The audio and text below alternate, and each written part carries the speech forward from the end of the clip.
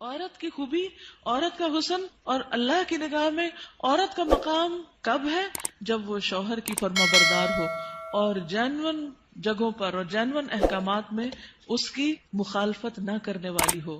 نبی صلی اللہ علیہ وسلم نے فرمایا، بہترین بیوی وہ ہے جس کی طرف تم دیکھو تو وہ تمہیں خوش کر دے، جب تم اسے کسی بات کا حکم دو تو بجا لائے، اور تمہاری عدم موجودگی میں تمہارے مال اور اپنی ذات کی حفاظت کرے۔ تو ہمیں ایسی بہترین عورت بن کے دکھانا ہے۔ رسول اللہ صلی اللہ علیہ وسلم نے فرمایا، اللہ تعالیٰ اس عورت کی طرف نظر رحمت سے نہیں دیکھتا جو خاوند کی شکر گزاری نہیں کرتی، حالانکہ وہ اس سے بے نیاز نہیں ہو سکتی، اس کے بغیر رہ بھی نہیں سکتی، لیکن جب وہ ہوتا ہے تو اس سے وہ صرف لڑائی کرتی رہتی اور گلے شکوے کرتی رہتی، کمپلینٹس، ہر چیز میں کمپلینٹس۔ تو شوہر بھی چاہے اس کے پاس کتنی بھی جسمانی طاقت ہے یا مالی طور پر بہت سٹیبل ہے، وہ انسان ہے، وہ ہیومن بینگ ہے، وہ بھولتا بھی ہے، وہ غلطی بھی کرتا ہے، تو ایسی چیزوں کو اگنور کر دینا چاہیے۔ ہمیشہ گنتی کر کے رکھیں کہ اس کے احسانات کتنے ہیں اور اس کی غلطیاں کتنی ہیں۔ اگر وہ برابر ہوں تو بھی شکر گزار رہیں، اور اگر اس کی نیکیاں یا احسانات زیادہ ہوں اور غلطیاں کم ہوں تو غلطیوں کی بنا پر اس کی ناشکری نہیں کریں۔ تو آپ نے خصوصاً اپنے ہسبینڈس کو تھینک یو بولنا ہے، لکھ لیجئے، اور جو ابھی نہیں بول سکتے وہ آئندہ زندگی کے لیے لکھ لیں، دلوں میں لکھ لیں کہ شوہر کے شکر گزار رہنا ہے۔ اور یہ شکر گزاری آپ کے اپنے اندر اور آپ کے گھر میں اور آپ کے تعلقات میں خوشگواری پیدا کر دے گی۔ آپ دیکھیں گے کہ وہ شاید منتظر ہو اس بات کے کہ کسی وقت آپ خوش ہو جائیں ان سے، کیونکہ آپ دیکھیں وہ آپ کو خوش کرنے کی کوشش میں لگے رہتے ہیں، اور آپ جب خوش نہیں ہوتی تو بےچارے وہ بھی ناخوش ہو جاتے ہیں۔ تو جب آپ خوش ہوں گے تو آپ کو دیکھ کر وہ دگنے خوش ہو جائیں گے، جب وہ دگنے خوش ہوں گے تو آپ تگنی خوش ہو جائیں گے، اور یوں خوشیوں کا سلسلہ بڑھ جائے گا۔ پھر اسی طرح عورت کے اوپر یہ بھی لازم ہے کہ وہ اس طریقے پر رہے کہ شوہر دیکھے تو خوش ہو جائے، یعنی بیوی کا حال حلیہ، اس کا اٹھنا بیٹھنا، بات کرنے کا انداز، معاملہ کرنے کا انداز، یہ شوہر کے لیے ایک اٹریکشن کا باعث ہو۔ یعنی اگر شوہر کو کسی خاص قسم کا لباس پسند ہے تو ایز لانگ ایز وہ شریعت کی حد کے اندر ہے تو عورت کو وہ پہننا چاہیے۔ اگر کہیں جانے کی بات ہے یا گھر کو کسی خاص انداز میں رکھنے، یا کوئی شادی شدہ زندگی میں بہت سارے معاملات باہم ایک دوسرے کے ساتھ مل کے کیے جا رہے ہوتے ہیں، تو ایسی تمام چیزوں میں شوہر کے ساتھ تعاون اور اس کی مدد اور اس کو خوش کرنا جو ہے وہ لازم ہے۔ یعنی اپنی شرم و حیا کی بھی حفاظت کرے، اور گھر اور جو بھی اس کے کسٹڈی میں شوہر کا مال یا راز یا کوئی بھی چیز ہے ان سب کی بھی حفاظت کرنے والی ہو۔ مال کی، گھر کی حفاظت، پیسے ضائع نہ کرے۔ یہ نہیں کہ شوہر کے گھر، شوہر کے مال اور شوہر کی تنخواہ اور شوہر کی پراپرٹی میں سے چھپ چھپا کے میکے والوں کو مت بھیجتی رہے۔ بہت سے فساد اس وجہ سے ہوتے ہیں کہ سسرال کو دینے کے لیے تو نمبر 2 مال ہوتا ہے، اور میکے کو بھجوانے کے لیے پسندیدہ چیز۔ قدرتی بات ہے کہ انسان کی جو اٹیچمنٹ ہوتی ہے وہ ماں باپ سے بہت زیادہ ہوتی ہے، ایک ایسی خیرخوائی ہوتی ہے جس میں دنیا کی کوئی دوسری چیز شریک ہی نہیں ہو سکتی۔ ظاہر ہے جنہوں نے جنم دیا، جنہوں نے پالا پوسا، ان کے ساتھ محبت اور خیرخوائی کیسے نہ ہو، وہ تو ہوگی، لیکن اس کی بھی حدود ہیں، وہ حد سے آگے نہیں بڑھنی چاہیے کہ شوہر کما کے لائے اور ہر وقت عورت شکوہ کرے، پورا ہی نہیں پڑتا، ہوتا ہی نہیں، ہے ہی نہیں، یہ بھی نہیں، وہ بھی نہیں، وہ بھی نہیں، اور پیسے بٹورتی چلی جائے اور ادھر سے چھپ چھپا کے دوسری طرف دیتی چلی جائے۔ نہیں، حتیٰ کہ فی سبیل اللہ بھی اگر عورت کو دینا ہے تو شوہر کی رضامندی ضروری ہے، یعنی شوہر کا مشورہ بھی ہونا چاہیے اس میں۔ پھر اسی طرح یہ ہے کہ بولنے میں اچھی ہو۔ رسول اللہ صلی اللہ علیہ وسلم نے فرمایا، کنواری عورتوں سے نکاح کرو کہ وہ شیریں گفتار ہوتی ہے، یعنی کہ ان کے بولنے میں مٹھاس ہوتی ہے اور تھوڑی چیز پر جلد خوش ہو جاتی ہیں، یعنی شکر گزار ہوتی ہیں، کیونکہ زیادہ دنیا نہیں دیکھی ہوتی اور مطالبے بھی کم ہوتے ہیں۔ اس لیے خصوصی طور پر بیوی کی حیثیت سے جو خوبی بیان کی گئی وہ یہ کہ شوہر کے ساتھ بات کرنے میں بھی اچھی ہو اور بہت زیادہ مطالبے کرنے والی نہ، اور نہ ہی اپنے شوہر کی اجازت کے بغیر کسی مرد کو گھر میں آنے کی اجازت دے، کیونکہ اس سے بھی شکوک و شبہات پیدا ہوتے ہیں۔ پھر اسی طرح شوہر کے مال میں سے اس کی مرضی کے بغیر تحفہ یا صدقہ نہ کرے، کیونکہ کمانے والا مرد ہے، یا تو عورت کا اپنا ذاتی مال، یعنی اگر پیرنٹ سے ملا ہے یا انہیرٹ کیا ہے یا وہ خود کماتی ہے تو اس میں تو اپنی مرضی سے جو بھی وہ کرنا چاہے، لیکن اگر شوہر کی طرف سے کچھ ملا ہوا ہے تو اس میں اس سے مشورہ کرنا اور اس کی اجازت لینا ضروری ہے۔ کیونکہ اصل مالک بہرحال شوہر ہے، اور بہت دفعہ گھروں میں جھگڑے اس وجہ سے پڑ جاتے ہیں کیونکہ ہسبینڈ جو ہے وہ بیوی کو اجازت نہیں دیتا، اور بیوی اپنی مرضی سے اپنے میکے کو یا کسی اور کو کچھ دینا چاہتی ہے، اور ان معاملات میں اختلاف بعض اوقات گھر کی بنیادیں ڈھیلی کر دیتا ہے۔ عورت کے اوپر یہ بھی ذمہ داری عائد ہوتی ہے کہ وہ اپنے شوہر کی اطاعت کے ساتھ ساتھ اس کی خدمت بھی کرے۔ جس طرح شوہر گھر سے باہر سب کچھ کمانے کا ذمہ دار ہے، تو اسی طرح عورت گھر میں آرام اور سکون فراہم کرنے کی بھی ذمہ دار ہے۔ پھر اسی طرح یہ ہے کہ شوہر کی اجازت کے بغیر نامحرموں سے گفتگو سے بھی بچنا چاہیے۔ حضرت علی بن ابی طالب سے روایت ہے کہ رسول اللہ صلی اللہ علیہ وسلم نے خاوند کی اجازت کے بغیر عورتوں سے ان کے گھروں میں گفتگو سے منع کیا ہے۔ اگر شوہر کو یہ بات پسند نہیں کہ عورت کسی مرد سے بات کرے تو عورت کو نہیں کرنی چاہیے، کہ بعض اوقات انہی چیزوں سے پھر جھگڑے پیدا ہو جاتے۔ پھر اسی طرح یہ ہے کہ مشکل حالات میں شوہر کا ساتھ دے۔ پھر اسی طرح بد اخلاقی اور بد زبانی سے دور رہے۔ اب یہ جو بد زبانی ہے یہ عام طور پر بہت سے کام خراب کرتی ہے۔ انسان کی زبان ہی ہوتی ہے جو اس کو عزت دیتی ہے، اور زبان ہی ہوتی ہے جو اس کو ذلیل کر دیتی ہے۔ اگر ایک زبان انسان کنٹرول کر لے تو اللہ تعالیٰ اور بندوں دونوں کے سامنے انسان سرخرو ہو جاتا ہے۔ تو اس لیے انسان سوچ سمجھ کر بات کرے۔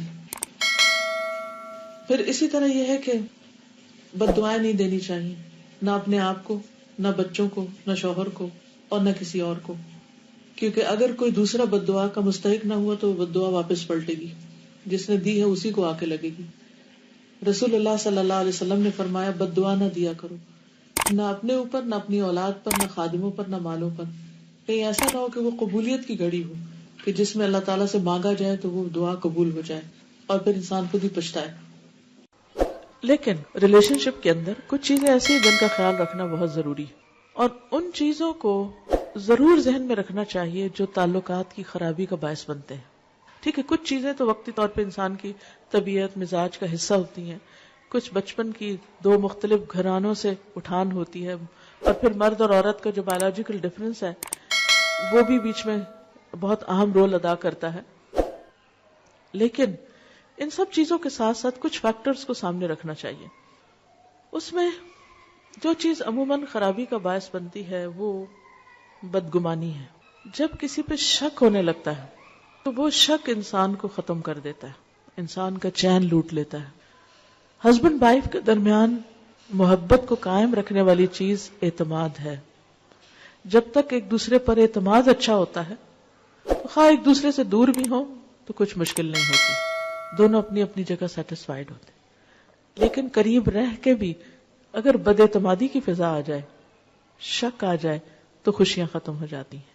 اس لیے حد الوسع یہ کوشش کرنی چاہیے کہ ان کاموں سے بچا جائے جو ایک دوسرے کو پسند نہیں۔ جو چیزیں ہسبینڈ کو پسند نہیں، بیوی کو ان سے بچنا چاہیے۔ اسی طرح بد اعتمادی، اعتماد کے ساتھ ساتھ تنگ نظری سے بچنا چاہیے، نیرو مائنڈڈ نہیں ہونا چاہیے، اور ایک دوسرے کے ساتھ ایک دوسرے کی چھوٹی چھوٹی بات کو مائنڈ نہیں کر لینا چاہیے، کیونکہ بعض اوقات جب شادی ہوتی ہے تو دونوں میں سے کسی ایک کی یا دونوں طرف کی ایک پوزیسو ایٹیٹیوڈ جو ہوتا ہے کہ بس دوسرے شخص کا سب کچھ ہی میرا ہے، اور جب ہم دوسرے سے محبت کرتے ہیں یا محبت کا اظہار کرتے ہیں تو پھر ہم کیا چاہتے ہیں کہ یہ شخص بس اب کسی اور کی طرف توجہ نہ کرے۔ اگر شوہر ہے تو اگر وہ ماں سے بھی بات کرے گا تو بیوی کو کھلنے لگتا ہے کہ ماں کا سر ماتھا کیوں چوم رہا ہے۔ اگر بہن بھائیوں سے بھی بات کرتا ہے تو وہ بھی بعض اوقات برا لگنے لگتا ہے۔ یہ تنگ نظری نہیں ہونی چاہیے، دل کھلا ہونا چاہیے۔ جو محبت میں آپ کا حصہ ہے وہ آپ کا ہے، بیوی کی جگہ اور کوئی نہیں ہو سکتا۔ لیکن یہ بھی یاد رکھیے کہ جس ماں نے تکلیف اٹھا کے جنم دیا ہے اور سالوں سال دعائیں مانگ مانگ کے اس کو پالا ہے اور بڑا کیا ہے اور اس منزل تک پہنچایا ہے کہ جب وہ کامیابی کے ایک اعلیٰ منزل کو پہنچا تو اب آپ کے ساتھ اس کا ریلیشن شپ ہو رہا ہے، تو جس نے یہ ساری منزلیں طے کی ہیں اس کا حق اپنی جگہ ہے، اس حق کو کبھی فراموش نہیں کرنا چاہیے، بلکہ شوہر کی مدد کرنی چاہیے کہ وہ اپنی ماں کا خیال رکھ سکے اور اس کا ساتھ دینا چاہیے۔ اگر وہ کسی قسم کی کمی کوتاہی کر رہا ہے تو ایک اچھی بیوی کی خوبی یہ ہے کہ وہ اس کو توجہ دلائے کہ تمہاری ماں تمہارا انتظار کر رہی ہے۔ پھر کچھ اور چیزیں ہیں کہ جن کی وجہ سے تعلقات اچھے نہیں ہوتے، اور وہ ہیں ڈس فنکشنل کمیونیکیشن۔ اچھی کمیونیکیشن کا نہ ہونا. کامیاب شادی کے لیے ہسبینڈ وائف کی کمیونیکیشن کا اچھا ہونا بہت ضروری ہے. اور اگر ابھی تک ہم نے کمیونیکیشن کے گر یا سکلز نہیں سیکھے تو ہم میں سے ہر ایک کو سیکھنے چاہیے. کچھ انسان کے دل کی ضروریات ہوتی ہیں, یہاں ایمان ہونا چاہیے, اسپرچولیٹی ہونی چاہیے, کچھ اس کے پیٹ کی ضرورت ہے, اس کو کھانا کھانا ہے. تو آپ صرف شوہر سے کسی شیکسپیئر کے اوپر باتیں کر کر کے اس کو راضی نہیں کر سکتے کہ آپ نے بہت کچھ پڑھا ہوا تو آپ اس کو روز ایک نئی کہانی سنانے لگتے ہیں. اس سے وہ خوش نہیں ہوگا جب تک آپ کھانا اچھا نہیں دیں گے. اور پھر اسی طرح شادی کا اصل مقصد کیا, ہسبینڈ وائف کی سیکشل نیڈز بھی ہیں. اب اگر آپ کھانا بھی اچھا پکا رہے ہیں اور آپ باتیں بھی بہت اچھے کر رہے ہیں اور بڑے اسپرچل بھی ہیں, بڑا ایمان ہے آپ کے اندر, لیکن ہسبینڈ اگر آپ کو بلاتا ہے تو آپ موڈ آف کر لیتے ہیں اور اس کی ضرورت پوری نہیں کرتے, یا اس کے ساتھ محبت سے پیش نہیں آتی, یا اپنی محبت شو نہیں کرتے, تو بھی غلط بات ہے, ریلیجسلی بھی غلط بات ہے. تو یہ چیز بھی بعض اوقات جھگڑوں اور فساد کا باعث بنتی. ٹھیک ہے, انسان کے موڈ اپ اینڈ ڈاؤن ہوتا ہے, کبھی دل نہیں بھی چاہتا, لیکن اس وقت انسان یہی سوچے کہ اگر میرے اندر کسی چیز کی طلب ہو اور کوئی اور مجھے پریونٹ کر دے اس سے, تو پھر میرا کیا ہوگا. تو اس وقت مجھے اگر نہیں بھی ضرورت اور ہسبینڈ کی ایک ضرورت ہے تو دونوں کے درمیان جب ہی نبھے گی نا جب ایک دوسرے کی ضروریات کا خیال رکھیں گے. تو جب انسان کبھی اپنے من کو مار کے دوسرے کو خوش کر دیتا تو اللہ تعالیٰ اس کے عوض اس کو اس سے بڑی خوشی عطا کرتا ہے. ان چیزوں کا خیال رکھنا ضروری ہے. پھر اسی طرح یہ ہے کہ بے تکلف ہو لیکن شاؤٹ نہیں کریں ایک دوسرے پر. احترام اپنی جگہ قائم رہے, کیونکہ چیخ چلا کے بات کرنا, دور سے شاؤٹ کرنا, اس سے بھی ایک دوسرے کے لیے بعض اوقات دل جو ہے وہ ایک دوسرے سے تنگ ہونے لگتے ہیں. پھر ایکیوزنگ بیہیویئر نہ ہو کہ ہر چیز میں آپ تو ہم کو ٹائم ہی نہیں دیتے اور آپ تو بہت ہی مصروف رہتے ہیں اور آپ تو ایسا ہے اور ویسا ہے. جب آپ ایکیوزنگ ٹون میں ہر وقت بات کرتے ہیں تو دوسرا بیزار ہونے لگتا ہے. اچھا میں نے اتنی دفعہ فون کیا آپ نے اٹھایا ہی نہیں, اور میں نے یہ چیز لانے کو کہی اور آپ لائے نہیں, اور آپ کو تو کبھی یاد ہی نہیں رہتا, اور آپ کے لیے تو بچے کوئی اہمیت ہی نہیں رکھتے, اور آپ کے لیے تو گھر کچھ ہے ہی نہیں, وغیرہ وغیرہ. اس طرح کی جو ایکیوز کرنے والی باتیں ہیں, اعتراض کی اور ہر وقت کمپلینٹس, ٹھیک ہے ان کا بھی زندگی میں ایک پارٹ ہوتا ہے, ہونی چاہیے کبھی, میں نہیں کہتی کہ وہ نہیں ہونی چاہیے, یہ بس تھوڑا حصہ. اگر آپ ایک گراف بنائیں تو اس میں اس کا ایک چھوٹا حصہ ہونا چاہیے اور دوسرے کو انڈرسٹینڈ کرنے کا ایک بڑا حصہ ہونا چاہیے. کیونکہ اس سے جب صرف ایک دوسرے کو بلیم کرنے والا ایٹیٹیوڈ ہوتا ہے تو ایک دوسرے سے بیزاری پیدا ہو جاتی ہے.